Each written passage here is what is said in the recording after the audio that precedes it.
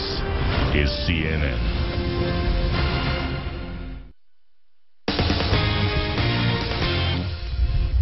Time to talk about the things you will certainly be talking about over the dinner table tonight. We call it Hot Topics, beginning with Mattel getting bashed over its quote-unquote Mexican Barbie. Here's a look. Mattel says this Mexico Barbie is fashionably ready for a fiesta in her bright pink dress and her pink ribbons. But then there's this. She comes with a chihuahua and a passport. Offensive? Critics say it reinforces stereotypes, but Mattel says Mexico Barbie is one of 100 dolls, all with regional animals and passports. Let's talk about this with my Hot Topics panel today. We have syndicated columnist and radio host David Sirota, comedian Paul Mercurio, Sabrina Schaeffer, executive director of the Independent Women's Forum, and TV personality and radio host Tanya Hart. So welcome to all of you. And Sabrina, let me begin with you. Do you think this is offensive? Do you think critics have a point that this reinforces stereotypes, or meh? Nah, I think that we should just have a little fun once in a while with our toys. I mean, I love the fact that there's a chihuahua there. My only concern was that it reminded me more of Paris Hilton than anyone I know from Mexico. And I'm from Southern California, so I just am not sure that it was as accurate as they wanted it to be. David, what do you think? Well, look, I think that clearly the critics have a point, and I also think Mattel has a point. And I think basically if this can spur a discussion about diversity and about sensitivity and about where the lines are in that's a good thing. And here's the thing, it's going to be hard to become perfect. It's hard to find that perfect line. So if this spurs a conversation about what is perfect, you know what? The more conversation, the better. I know they've been slammed on so many Barbies in the past, and Tanya, I want to talk to you. I know you were a keynote speaker for Mattel last year. You talked a lot about Barbie, but hang on, because let me just read one criticism. This is from a professor at ABC News study. You know, he teaches Latino culture, etc. Says the bright pink ribbons, a chihuahua, that kind of stuff is so easy to use. Also, someone else points out the fact that, you know, we're in the middle of this whole, debate over immigration reform, and here we have a passport here. Tanya, you defend the Barbies. Why? Well, first of all, Brooke, I don't think any little girl or any little boy who picks up a Barbie with a pink costume on is going to say, oh, let me put this down because it's too bright. I can't deal with it. No, kids like color. It's not going to give kids like a complex. Dogs. No, it is not. And all of the international Barbies, by the way, come with a passport. Yep. Barbie is what she is, a fashionista who's had more careers than most of us could ever imagine a doll or a woman having. Can we talk about some of the other Barbies? Because we've looked into Midge, the pregnant Barbie. These are a couple who, I guess, a couple of them have caused a stir. Doll came out in '02, had a baby curled up in her magnetically attachable stomach. You had Oreo Fun Barbie, a Mattel and Nabisco collaboration. Here she is. She appears to be African-American. And there was a Caucasian version as well. And then there was Wheelchair Barbie named Becky. Her hair was so long, apparently it got caught in the wheels. But, I don't know. Paul, comedian, what do you think? Well, first of all, I'm excited because I'm going to be adding this to my collection of my Barbies that I have, and I'm not afraid to admit Good to know. Good to know. But in all seriousness, I mean, look, they complain that there's no narrative to this particular Barbie. They're dolls. They don't have narratives. The little girls provide the narrative by brushing their hairs and then their brothers setting fire to the doll. That's where the narrative. Women should be more offended about this, by the way, in terms of the dolls in general, because they don't portray women accurately or realistically. I mean, these dolls have 38-inch busts and 20-inch waists and no private parts. What kind of a lesson is that? They have two-story beach houses. That's my biggest concern with Barbie. My girls think that we should have a beach house, and I keep saying we have Barbies, but we don't have the beach house. So. I don't know. I don't get it. I had one Barbie as a kid, and I pulled her apart. What does that say about me? I was not a Barbie girl. But let me just say again, Mattel is sort of saying there are 100 of these dolls of the world, that they all come with these regional animals, they all come with passports, so obviously they stand behind the Barbie. Let's move on. Coming up next, what is the most outrageous thing your boss has ever asked you to do? I know one of you has an extra special story. We're going to weigh in there next.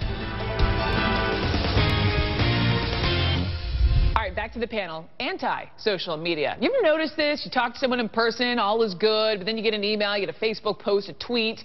you pick up a little passive aggression. Well, there is a non-scientific online survey. It supports this idea that people are much more hostile, sort of hiding behind a keyboard than in person, and it's leading to real-world issues like not speaking to someone or holding a grudge. Vital Smarts is this corporate trainer asked 2,700 people, and they found close to 90% agree that people are ruder on social media than in person. Tanya Hart, have you experienced this? Yes. Well, you know, I'm in the media business, so I get a lot of stuff. A lot of gruff all the way around. What has happened here, what I think has happened with social media, unfortunately, there is no sense of responsibility. It didn't come packaged like that. So you have people who are rude in real life, and social media allows them to be even more rude. I don't think that we should be surprised about this. But what is it about that? I mean, there is at least a name tied to, say, a Twitter handle or a Facebook, profile. It's not like some anonymous, shady comment section on a blog. I mean, we can find you. We know who you are. But you're not going to run into them. Yeah. No, you're not. You're not going to see them on the street. And you know what? If they're a bully, some people are bullies. And social media works very well for bullies because they know that they can do this. They can intimidate people online, and they don't have to worry about a beat down in real life. Right. And also, social media and the internet has emboldened people. Like everybody, because you have an opinion doesn't mean you can express it. And I think it's emboldened people to sort of just say whatever they want to say with thinking there's no ramifications. I mean, like Tumblr, right? You have a Tumblr account, that means suddenly you're published. You think you're an author. That's like me thinking I'm a professional baseball player because I walk around wearing a cup and a baseball cap. It's ridiculous. Yeah. For me, I think it's actually interesting because I find sometimes, you meet someone or you're interacting with someone online and they seem really interesting and fascinating and kind, on email, and you meet them and you're like, ugh. You're not who you're portrayed to be, right. Because they're separate personalities, right? The internet allows people to have essentially separate personalities, and I think the reason why it can be off-putting on social media is because the person putting out stuff on social media thinks they're never going to bump into that person ever, and then once they do, guess what? What happened online affects what happens offline.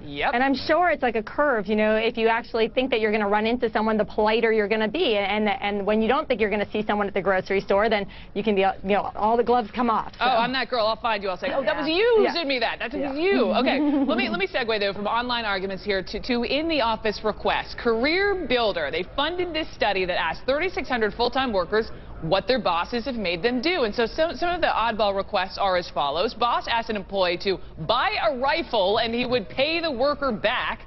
Hook him up with illegal substances. I'm not making this stuff up. Come up with a science fair project for the boss's daughter. Remove stitches. Can I just say gross? And the last one, clip the dog's nails. Paul Mercurio. Yeah. I hear you have a pretty good story involving a diaper and a baby shower? Yes. Spill it. It's like you're inside my brain. A partner at the firm where I worked at the time, a law firm, was a female partner, pregnant, going to have a baby. They threw a baby shower for her at work, and they asked me to dress up as a giant baby wearing nothing but a diaper and a bottle. And you did it? And I did it. Because, why did you do it? Well, because to me that's a Friday night anyway, so what's the big deal? TMI, Paul, TMI. What about the rest of you? No, because I want to keep my job. You want to But isn't that, that's probably what it is. That's probably what it is. Why these people clip dogs' nails and remove stitches, right? We're in that kind of climate. I had to look into my boss's background. When I was in politics, I had bosses who said, you have to look into my background to see if there's any embarrassing stuff in my background. Well, guess what? You do that, and your boss says, oh, great, there's nothing embarrassing in my background. Then guess what? You find some embarrassing stuff, and they get all defensive. It can be really uncomfortable. Ladies? Well, I definitely... Go ahead, Tanya. Oh, I was going to say, it's kind of interesting that I've been in media for a very long time, and I've actually done some things that rivaled Indiana Jones in real life. But, in this business, you always have to go that extra step. And so I found myself, there was one time here in L.A. when there was this big story about an A-list celebrity who had gotten caught helping out a tranny, a transvestite. So rather than just talk about the story, I said, okay, we're taking a crew out. I was out till 4 or 5 o'clock in the morning, seeing which celebrities were picking up transvestites. Journalism. have to read that. We all have some good stories I'm sure we could share over a few brews. I was racking my brain. I mean, I didn't have anything crazy, just like hopping on a lot of planes and not sleeping and doing a lot of work. But I hear a lot of stories about you, Brooke. No diaper and baby shower for me, guys.